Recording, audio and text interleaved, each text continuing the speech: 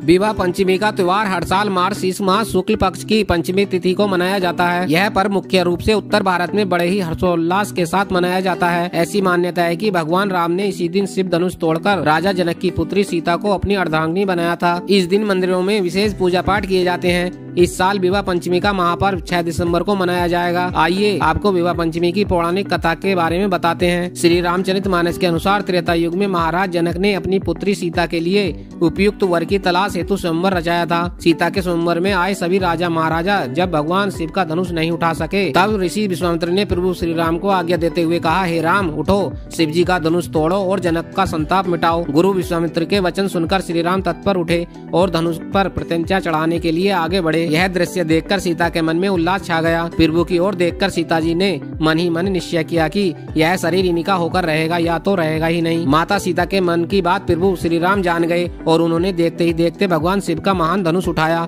इसके बाद उस पर प्रत्यंचा चढ़ाते ही एक भयंकर ध्वनि के साथ धनुष टूट गया। यह देखकर सीता के मन को संतोष हुआ। फिर सीता श्री राम के निकट आई। सखियों के बीच में जानकी आई।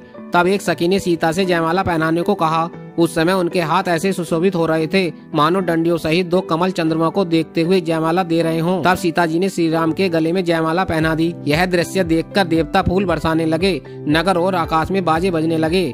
श्री राम सीता की जोड़ी इस प्रकार सुशोभित हो रही थी मानो सुंदरता और श्रृंगार रस एकत्र हो गए हों। पृथ्वी, पाताल और स्वर्ग में यश फैल गया कि श्री राम ने धनुष तोड़ दिया और सीता जी का वरण कर लिया। इसी के मद्देनजर प्रतिवर्ष अगन मास की शुक्ल पंचमी को प्रमुख राम मंदिरों में विशेष उत्सव मनाया जाता है। मर्यादा पुरुषोत्तम श्री राम सीता के शिव विवाह के कारण ही यह दिन अत्यंत पवित्र माना जाता है। भारतीय संस्कृति में राम सीता आदर्श दंपति माने गए हैं। जिस प्रकार प्रभु श्री राम ने सदा मर्यादा पालन करके पुरुषोत्तम का पद पाया, उसी तरह माता सीता ने सारे संसार के समक्ष पतिव्रता स्त्री होने का सर्वोपरि उदाहरण प्रस्तुत किया। इस पावन दिन सभी को राम सीता की आराधना करते हुए अपने सुखी दाम्पत्य जीवन के लिए प्रभु से आशीर्वाद प्राप्त करना चाहिए।